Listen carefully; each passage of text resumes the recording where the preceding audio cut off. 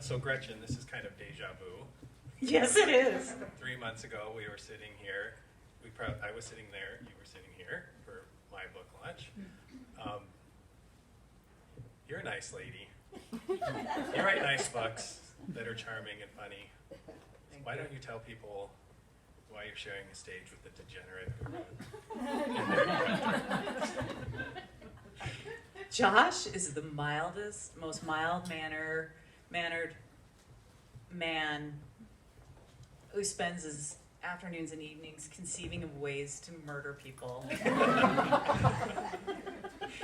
I always tell him he haunts my nightmares because actually I like to say you're the man who keeps me up at night, because Josh is my writing group partner and has been for years.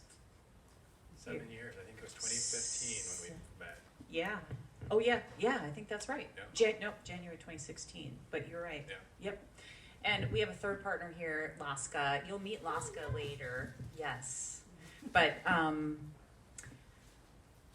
Josh's debut novel published in June, and I think Laska and I did about 1,000 jigs. We were so excited for Josh to publish his novel. And yeah, he murders people with aplomb. So if you love a good detective series, Josh Moehling is your new favorite author. Yes. I like to tell Josh that when I read his first manuscript in the writing class we were in, I always tell him, you had me at meat raffle. Because he put a meat raffle in one of his first books, and I fell in love with him immediately. Talk a little bit about that class that we met in and what you were working on and what happened with that. Okay, well, if anyone is familiar with Minnesota authors, Josh and I had the privilege of taking one of her final classes from Mary Gardner, who is now has passed, but a well-known Minnesota author, and she wrote a novel masterclass at the Loft. And Josh, you had taken a couple classes with her, so you knew Mary well, but I did not know Mary well. And the format of the class was you were supposed to bring a manuscript with you for which you had written at least 50 pages. And I think at that point I had a complete manuscript, and we all critiqued each other's work from week to week, but then Mary would take everyone's manuscript and she would read it completely, and then she would invite you for tea, and she baked. Mary was wonderful at cookies and bars. And she would invite you to her very Fitzgerald-esque condo in St. Paul, like right there on, where did she live? Anyway, doesn't matter. And she would sit down with you, and Mary refused to adapt to technology. So she wrote your entire critique on a manual typewriter. She would sit you down. And I remember going into Mary's, and she had these beautiful teacups, but none of them, she was eclectic, so she had, none of the teacups and saucers matched, and so I remember sitting there kind of balancing, not wanting to spill in my teacher's living room, and she said, I need two hands to do this, but she said, now, she loved to put her hands on her knees and sit forward. She said, now, I've read your manuscript, and here's what I have to say about it. And I'm thinking, you have 2 or 3 typewritten pages of something to say about it, but I want to hear this. And she said, here's what I think you need to do with this manuscript, this book, this first book of yours. I want you to take it and put it in a drawer and close the drawer and move on. And I was like, okay. She said, you have learned everything from this book that you're supposed to learn, and now you need to move on to your next book.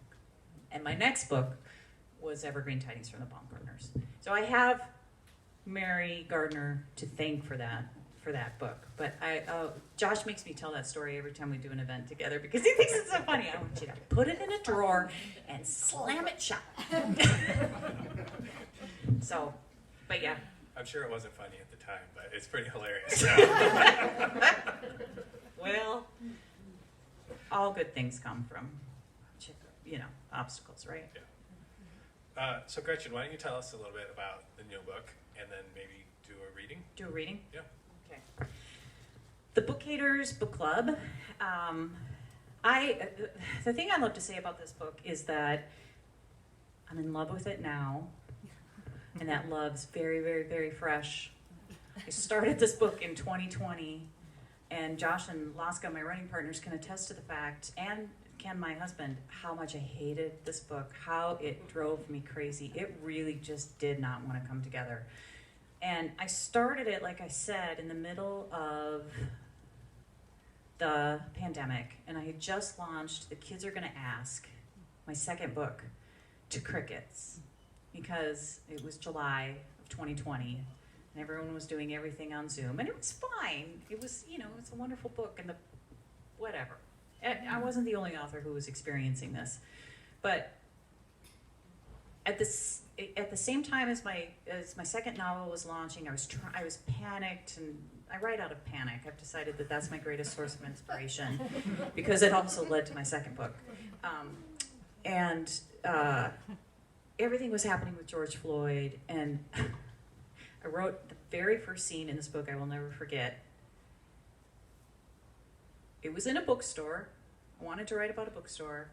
I feel very strongly about independent booksellers and librarians. My godmother is a librarian. I consider them superheroes because there are so many turns in my life where people put the right books in my hand at the right time. And I knew I wanted to write about a bookstore. And what came out was a scene in which there was an independent bookstore in Minneapolis, Lynn Lake, and the sewer exploded. And so the first scene, there was a sewer pipe explosion, and the entire neighborhood was literally covered in shit. That was the first version of this book. And the bookstore became a refuge because it was the least damaged or whatever. And not surprisingly, my editor came back and she's like, well, I think we want to change. I don't think we want that to be the inciting incident. She was right, of course. But what became obvious to me over the course of, I think, the next 2 years that it really took me to find the heart of this book was that I was working out all the trauma of 2020 on the page. And I finished a full draft, and I sent it to my editor, and I knew it wasn't right, but I sent it to her anyway. And her first words were, she called me later after she'd read it, and she said, well, I just have one question for you. Have you gotten it out of your system yet? I was like, man, these people with their one-liners, I need to keep them in my life. And yeah, she was absolutely right. Everyone in the book had died, or they were getting sick, or I'd gotten rid of all the sewage, but everything else was still going to shit anyway. And I said, I think I did. I think I've gotten it out of my system. But I'm not kidding. It took until Josh and Laska read a lot of those drafts too. And they're still standing by my side. It's pretty amazing. And my editor, by the way, has left. She took a new job. But I don't think it was my fault.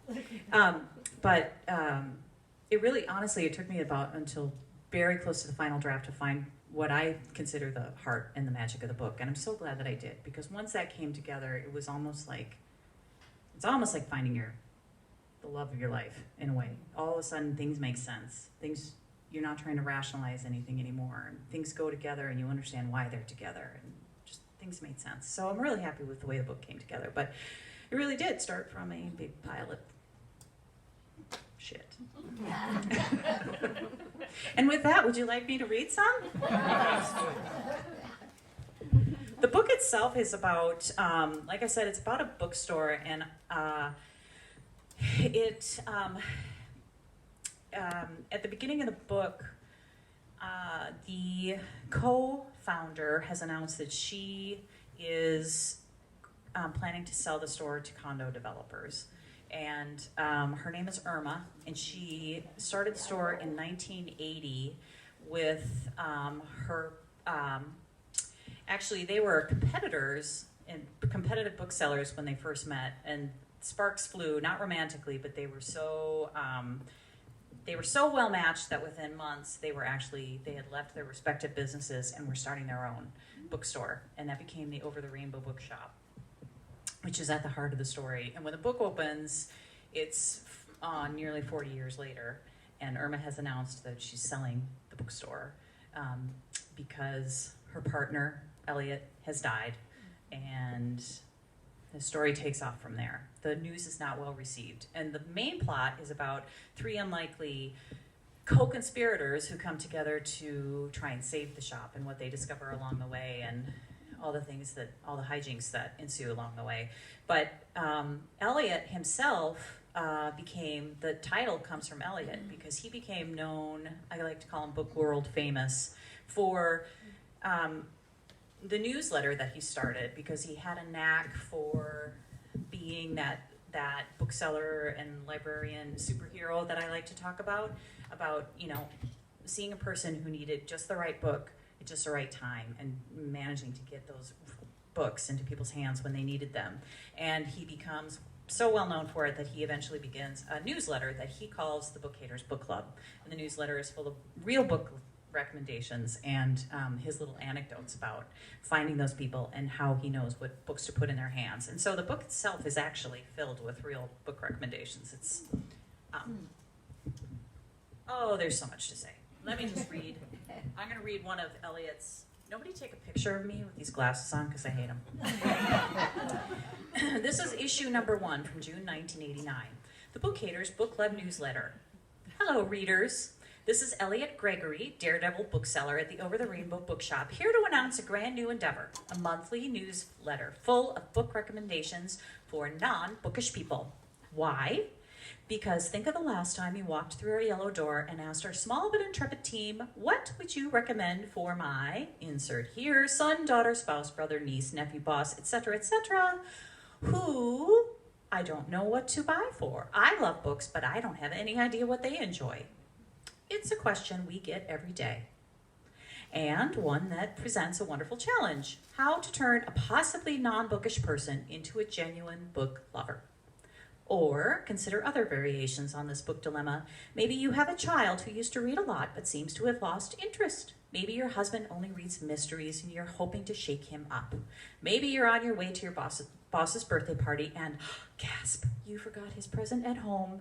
Is there any help? Well, have no fear. Whatever your situation, we here at Over the Rainbow are ready to come to the rescue.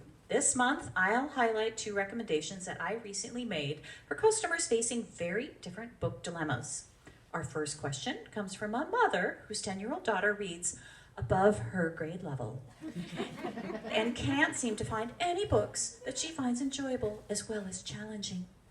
If you have a young reader like this in your family, may I recommend Tuck Everlasting by Natalie Babbitt. It tells the story of Winnie, a girl who discovers a freshwater spring on their family land that, if drunk, makes a person immortal. It's full of adventure, dazzling characters, and it has the added benefit of throwing in a philosophical question or two, meaning your reader won't only be enthralled, they may also find themselves pondering, would I really want to live forever? Our second recommendation is The Cape Ann by Faith Sullivan. I sold this wonderful novel to a customer who explained that she and her neighbor were currently arguing about how much their children really do understand and observe about family life. The customer believed children observe much more than we think they do. And if our own Irma Bedford's eagle-eyed daughter is any proof, I agree. Wee Laney will not allow me more than my allotted 2 cans of Diet Pepsi per day, even when I think I've been successfully sneaky. The book's narrator is a 6-year-old girl named Lark, who watches as her family loses its chance to buy the house they love. You too will fall in love with this young girl with every turn of the page. Even non-bookish neighbor ladies will say, yes, please, to Faith Sullivan's story. Sincerely, Elliot. And then he always adds at the end of his newsletters, last hope for the haters. Every book lover knows the novel that knocked them off their axis, as well as the one that set them right again.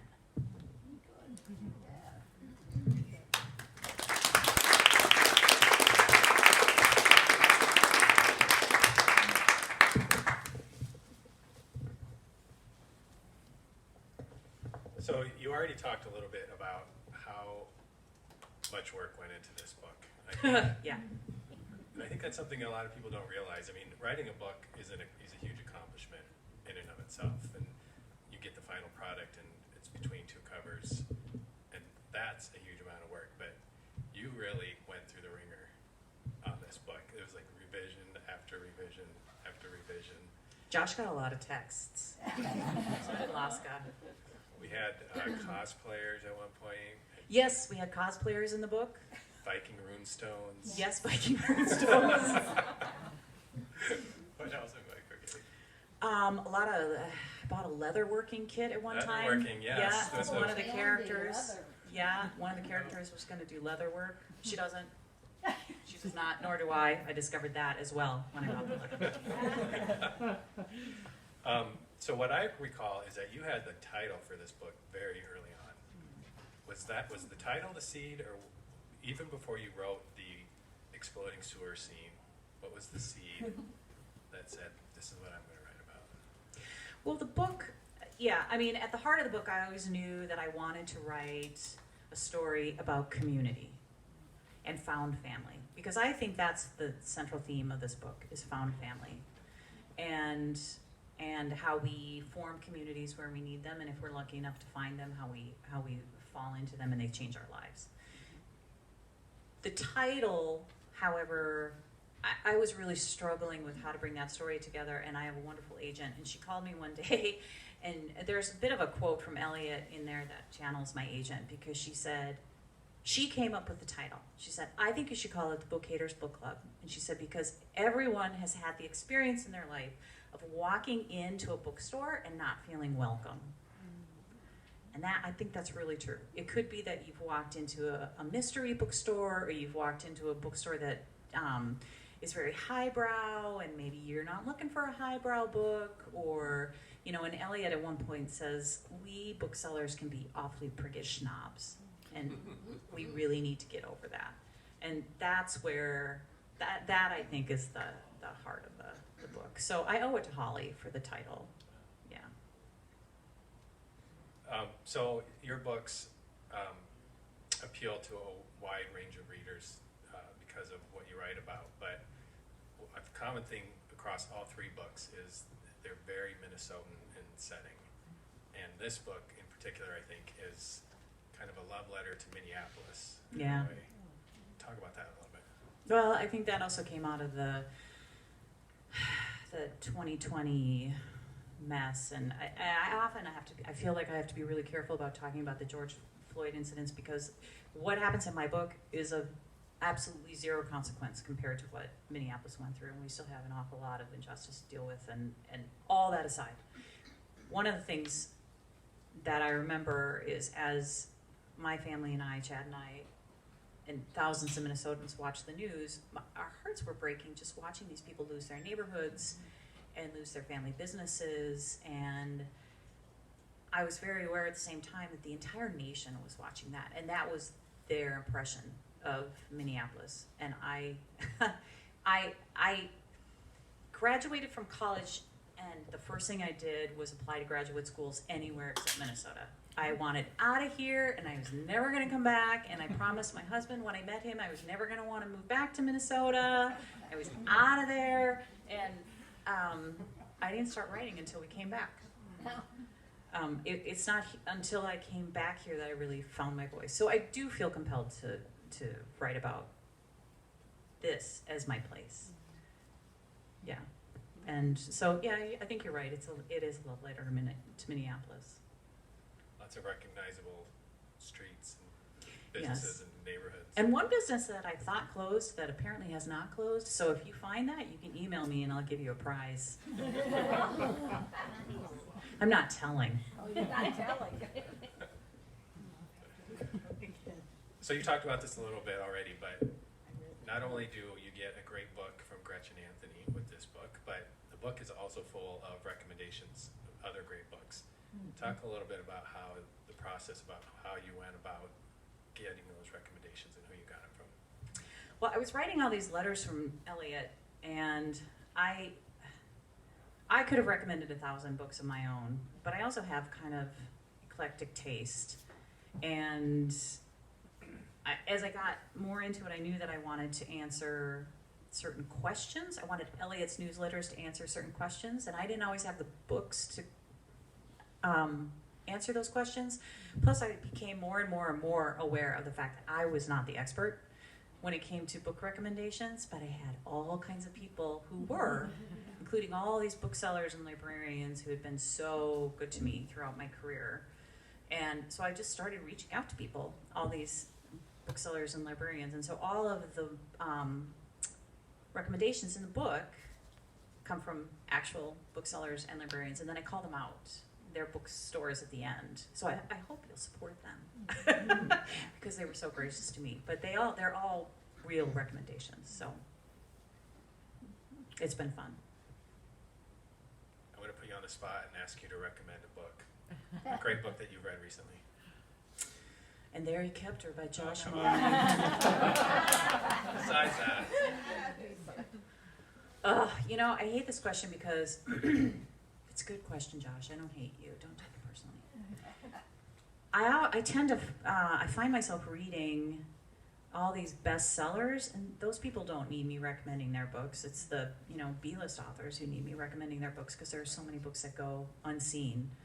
I will say one of the last books that I just thrilled over was Lessons in Chemistry. But, she is all over the bestseller list. I don't know, Annie, what am I reading? Oh, okay. I will recommend a Minnesota author, Kathleen West. Yeah. Yes. She wrote a book about, she loves to write about moms and high school kids and the drama that happens with moms. And her latest book I just finished is called Home or Away. It's about hockey moms. Yes. And then Peter Guy. That's another story. We have a book launching on the same day, and he eked me out for all kinds of book appearances, bookstore appearances. So now I like to use his name as an anachronism. But his book, The Ski Jumpers, has just had wildly popular reviews, and it comes out tomorrow. But I think they have copies in store. Oh yeah, you can get it now. It's here. So yeah, there you go. those are great. I can recommend Kathleen's book too. I read that. We did an event together a couple of months ago, and I read her book, and it's really good. And I'm not interested in hockey or kids playing hockey or parents of hockey kids, but it was a great book. It was actually really good. I totally enjoyed it. I got this question at my event. Somebody in the audience asked me, are there any Easter eggs in this book that are meaningful to you? Maybe the readers probably won't pick up on them, but are meaningful to you? There are. There are characters in this book who serve as, there are characters from my previous books who walk in and out of this book. So you'll have some characters revisiting. But in this book in particular, I needed so many customers coming into the bookstore that became fodder for a lot of Easter eggs. So people may or may not recognize themselves as bookstore customers, but they do. They walk in and out. So that was fun. And then I just have to say, I have characters showing up tonight. I have one of my characters from my very first book, Vicki. She's here tonight. The people whose house inspired where all of the drama in my second book, The Kids Are Going to Ask, they're here tonight. And Savannah from The Kids Are Going to Ask, she showed up tonight. And I don't know, my heart is full. So if you want to get in one of my books, it's fairly easy. Just let me know. I'll work you in. Oh, I put my mom as one of my main characters, and I told her, and she never recognized herself. She's lucky. I won't tell her. You put Grandma's table in. Yes. That's right. So Gretchen, you're 3 books into your career. What do you know now, after your 3rd book, that you didn't know when you started, or maybe even after your first book? 2 things. It's so solitary. It's such a solitary activity. I wasn't ready for the loneliness in a lot of ways. even though you talk to these characters all the time in your head, you have lots of voices in your head, they aren't real people. But at the same time, it's vulnerable. It's such a vulnerable activity. I was a mess for the last week. You can ask my husband. And my in-laws, who just had the misfortune of spending the last 3 days with their anxiety-ridden daughter-in-law. But they're wonderful people, and they're leaving first thing in the morning, and I don't know if that's related, but they're very tolerant. But it's such a vulnerable thing, while at the same time being so, yeah. It's like living in your own little cave and then having the lights flipped on. Yeah, it's like a lifelong dream, and then when it happens, it's terrifying. Yes. You're like, why did I want this? Yeah. And 3 months ago, I kept telling you, oh, settle down. It's fine. You'll do fine. And then what was I doing yesterday? I was texting you about She said she wasn't coming. Yes. You told me, suck it up, buttercup. Those were the exact words. How are we doing on time? Good? We are doing great. Okay. Play a game? Yeah.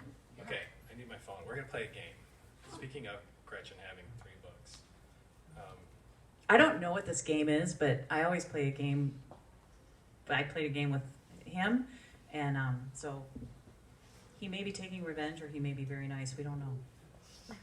So this game is called How Well Does Gretchen Know Her Own Writing? Probably not well at all. Look at my husband's laughing in the back. He's like, oh, she's going to lose so badly. Okay. So I'm ready. This is exciting. I went through all 3 books, pulled out some quotes, and you have to tell me which book it's from. Okay. I'll tell you that. Oh, I might get this. Okay. This is fun. And my idea before your mom and kids showed up was that we would play Strip How Well Does Gretchen Know? If you got it wrong, you have to. I have 11 T-shirts on. You have 11? I'm ready. Okay, let's play this game. Okay, let's go. All right. Family is the face we bear to the world. Oh, that is Violet Baumgartner. Do I have to take my shoe? Oh, you have to strip. I thought you were Yeah, going to make if me you strip. get I it was right, like, I yeah. was not prepared for this. If you get it right, it's my penalty. Oh, okay, yeah. Ooh, that's better. The problem with basking in the sun, however, is that with time we all get burned. The problem with basking in the sun. Do I have to name the character? Or No, you just just the have book? to name the book. Is that kids? Nope, Strip. Untying a shoe. Okay. Is that Baumgartner's? That is Book Haters. Oh, shush. Really? Yeah, I haven't read it, so.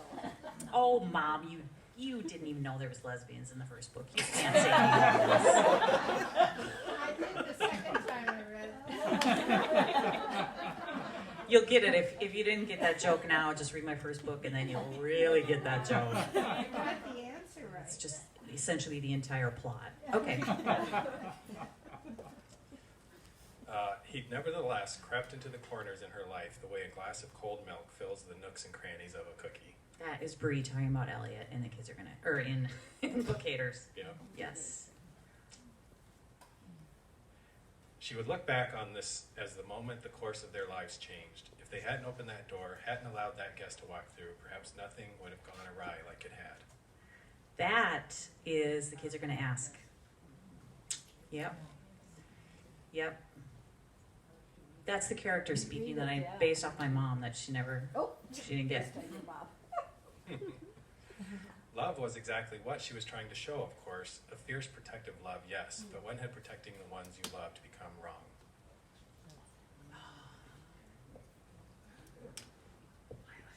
When had protecting. Does anybody know these? Laska, which one is it? Is that Violet? It's the first book. Yeah. Yeah. Thank you, Thank you. Thank you, Laska. Let's see. He He'd always been a boy with a thin voice and reeds for limbs. His whole life, vulnerability had hung on him like a stink. Very good.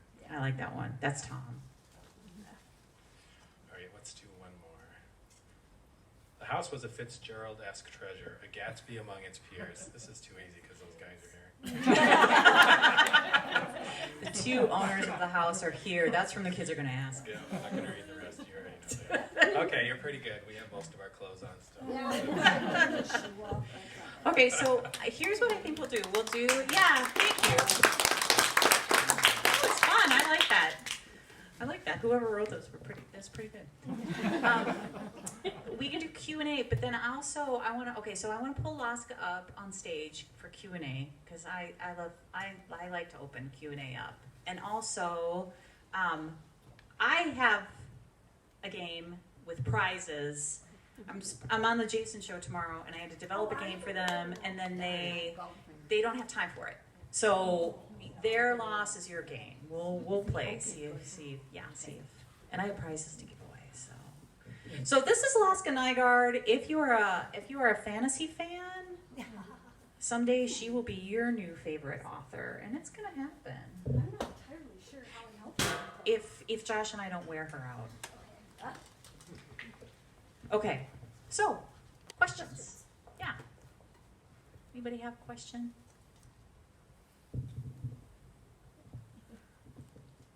Everybody go first. Yes, Vicky. What are you currently working on? Oh, Softball. I have a book in with my editor. Well, I have a book pitch in, and I think she was waiting for this book to launch and for the hoopla to die down to tell me she doesn't like it. That's what I suspect right now, but I don't know. So we'll see. We'll see if that one happens. Yeah. I would love to be one of those authors who always has another book in the works. I don't know how it happens. I mean, Josh is already on his third book. I'm not blessed like that. But it's okay. It's easier when you're writing a series. I You suppose. it's the same character, and you just have to think of new murders. New murders. It's quite a group. Let's get them lively. Let's get them. Oh, yeah. For any of you, is there an event in your life that your love of reading came through as a child? Anything that happened that brought you to love reading? I have, well, Repeat the question. oh, yeah, thank you. Is there an event in your life that turned you into a reader or a love of reading? So, I grew up in a family that just reading was everything. So I think that's fundamental. But also, freedom when I was growing up meant getting on your bike and riding places. And one of the best places to ride was to the Hennepin County Library at Southdale. And so, and it was also air conditioned there. We're talking like the late 70s at this point. And so it was air conditioned and I could go there. And I remember one time walking in with my best friend and her older sister, who was a good 4 or 5 years older than us. And I remember going through they have an extensive children's library there, and going through the shelves and pulling out books just to try and get Karen's opinion on it. And she had read nearly every book in that library. And I'm still in touch with her, and we talk about it. And that inspired me. I thought I read a lot, and she had read everything. So, yeah, that was a moment. Did you have a moment like that? I don't know if it was a single moment. My parents got divorced when we were young kids. My mom was a single mom, and so she joined the Army to be a nurse in the Army. And then, so we were Army brats growing up, which meant we moved pretty much every 3 years. Pack up all your stuff and leave behind your school and your friends and your home and start over somewhere else. But everywhere we went, there was a library on the base. And so I became a very bookish kid. And that's what I did, is read and read and read and read. Thank you for sharing those. How about you, Laska? Did you have a moment? I'm gonna straighten. She's caught around. Yeah. Don't wanna kill kill you right there. I was late reader, late writer. And then as soon as I had the right teacher, whose name was Vicky, by the way, so when I've always loved that name, it's one of my favorite names because of that. Right as soon as I started though, then I was reading every Nancy Drew under the sun and writing mysteries and deciding that I wanted to be a writer. You know, lots of things in life intervene, of course. And it wasn't one of those easy childhoods that let you just go forward and follow those dreams right away. So trying to catch up with those childhood dreams. Thank you guys. Yeah. So you mentioned earlier that you didn't really start writing until you got back to Minneapolis or Minnesota. What did it feel like, or was there a single moment where you were like, okay, I'm doing this writing thing, or this is like an identity shift, and then later became Yeah, a well, it had always been an intention. I had always had the intention, and I was in a writing career for 20 some years by that point. But, well, there was a moment. It just, when I came back, I knew the places that I wanted to write about. There's something about your impression of your surroundings going from sepia tone to color. You know, it's sort of like the beginning of the Wizard of Oz. Dorothy, by the way, speaking of the Wizard of Oz, makes an appearance in this book. Yeah, it was just a feeling. I also got laid off from my corporate job, and by that point I knew that I had reached what I wanted to accomplish, and I was also in my 40s, and I looked at the clock and was like, well, better get moving. Yeah. So it was a combination of things, but yeah, really a gut feeling. Could you have written any of these books when you were in your 20s or 30s? No, I'm very jealous of people who can, but I couldn't have written these. No. You think you could have? No, absolutely not. Yeah. Yeah. I don't think that it's likely that any book that any of us right now will be the same after what we've been through in the last couple of years. No, I Right, agree. George, I mean, I'm in a different place. I was writing a very long book and now it's split into thirds, and the way that it's going to be is going to be very different, just because I can't turn back the clock in awareness and sort of experience and be the person that I was before. And I'm sure that, you know, for almost everybody in the country, unless you're this tall, you know, unless you're really young, and we're sort of isolated. But it's a whole different landscape of all the things we're thinking of. But I just want to say about the Twin Cities, you know, it's such a place for thinkers, ponderers, and writers. Yeah, that's So Yep. it's a place to come back to enable you to write Yeah. for the community. Yeah, that's true too. We have so many resources here that are amazing. So, Ben, your first book was Christmas Letter. Your second book was a blog, and this one is a letter to. Is it easier for you to write when you're writing about writing?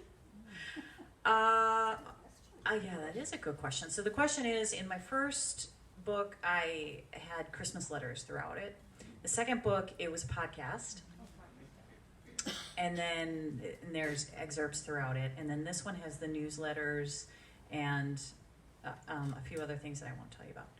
And yeah, I just stole that idea. I just stole that idea from Fanny Flagg. They're called interstitials, and I loved them so much in her books but now they're a part of my rhythm. So yes, it is easier for me because they break up. I use them to transition and to break things up. And that being said, I have no idea what they'll be in the next book. Yeah. Yes. You mentioned writing as a lonely preoccupation. How does that fit in with writing partners? That is a good question. The question is, writing is a lonely exercise, and how does that fit in with writing partners? You guys can answer that just as well as I can. I know you are my first line of defense, especially to tell me if I'm going to embarrass myself. But I really do. We didn't come together easily. We sort of, We were all in the class together. And we were pretty selective about who we allowed into. So I already knew I had to trust in them, and I treat you both as my first line of insight.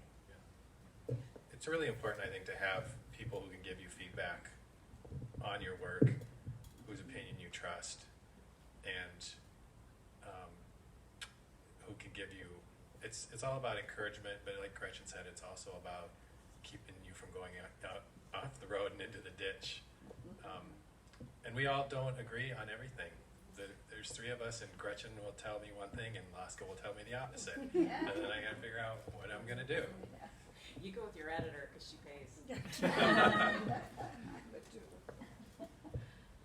Okay. Yeah, it's just, I think that the people who are your team are, they're seeing all your blind spots, because it's sort of what Gretchen was talking about. You're spending hours and hours writing this scene, this chapter. You think you've thought of absolutely everything, you know exactly how it fits into the plot, and then you come and you share it, and you've worked, Viking and leather skills and runes in, and those are not the way to go, and it takes a bit to figure that out. Yeah. And even Judith who asked the question, I know you were a journalist, so you were in a newsroom. The thing that I had a hard time getting used to going into fiction was I always got immediate feedback in my communication career. And sometimes it was too immediate. People weren't even taking the time to read what you had written before giving opinions on it. But without my writing group, we used to meet every week without fail. Now that has faded a little bit because we don't need each other so desperately. But even if I have a regular relationship with my editor, I'll go weeks and weeks and months without having a conversation with her. So I need those. I need the people. Okay, let's do one more question, then we're going to do a game, and then we'll have wine and cupcakes. Sound good? One final question? Yes, Michael. Do you ever, I love how you draw your characters. Do you ever get any that annoy you? Yes, do characters annoy me? Yeah. I try not to take my petty annoyances out.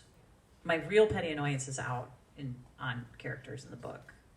But yeah, that's a really good question. Yeah, they annoy me. But I tend to fall in love with all my characters eventually because I love a quirky character, and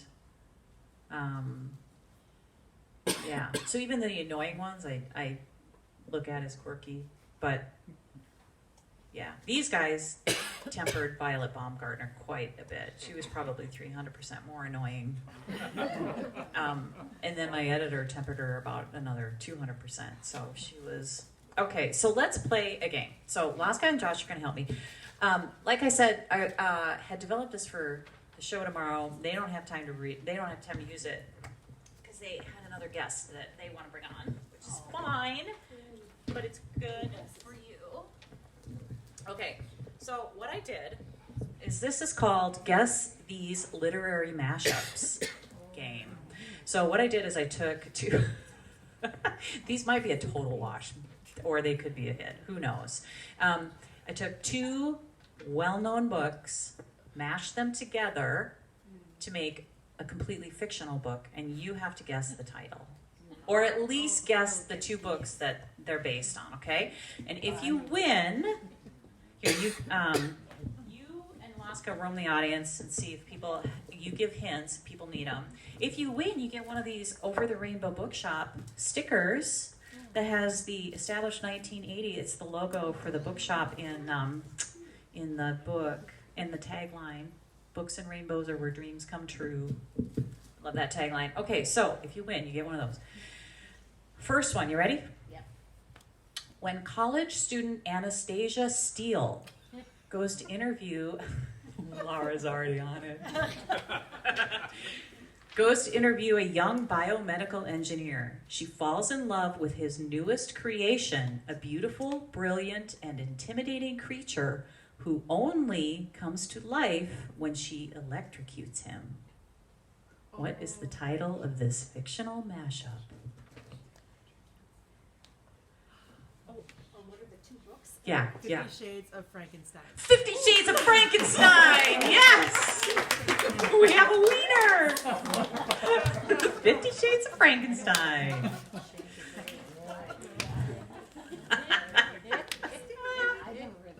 I'm embarrassed that Okay, number 2.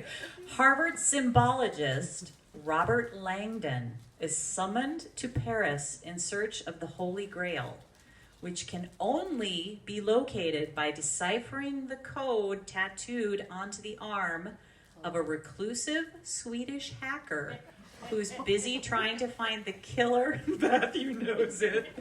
The killer of a woman who's been dead for 40 years. What is this mashup called?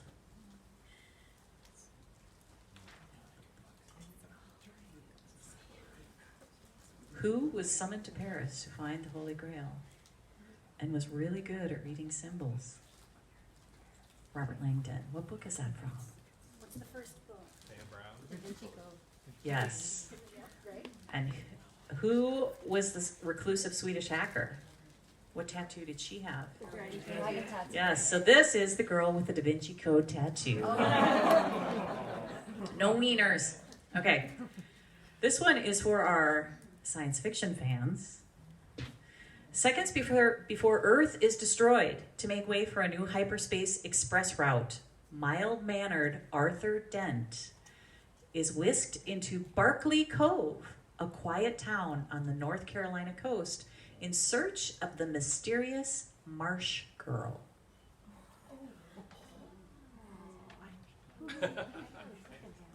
I see the wheels turning. Okay, who recognizes Arthur Dent? Douglas Adams was the author. Douglas Adams was the author. Bring your towel. Yes, so long and thanks for all the fish is the final line. The Hitchhiker's Guide to Where the crawdads sing. Where the crawdads sing. Where the Crawdads Sing. Yes, The Hitchhiker's Guide to Where the Crawdads Sing. Okay, you're going to get this one. Someone's going to get this one. Though Bridget is happily ensconced in the arms of the lovely Mark Darcy, she nevertheless decides to spend every Tuesday afternoon with her friend Maury, who teaches her life's greatest lesson. What's the title of this fictional work of art? Tuesdays with Bridget Jones. Very close, yes. We're going to give it to Laura. Bridget Jones's Diary of Her Tuesdays with Maury. Okay, final one. Somebody's going to get this one too. On Harry's 11th birthday, a giant of a man called Hagrid tells him some astonishing news. Harry is a wizard, and he has a place at Hogwarts School of Witchcraft and Wizardry. But when the plane taking him and his fellow classmates to school crashes on an uncharted island, they find themselves stranded and forced to survive at all costs. Harry Potter and the Lord of the Flies. Yes! We have a winner, Harry Potter and the Lord of the Flies. And that is a wrap for us this evening, folks. Thank you. I do want to actually just say a word of thanks to everybody for coming out. This it really did have me anxiety ridden. I don't mind it once I'm up on stage, but you know, putting your heart on your sleeve and then throwing it out to the world is quite a thing. So, and I want to thank Josh for being here. Thank you very much for all your patience. Thank you for having me. Yeah. And Alaska came all the way from Grand Rapids, Michigan, not even Minnesota. Yep.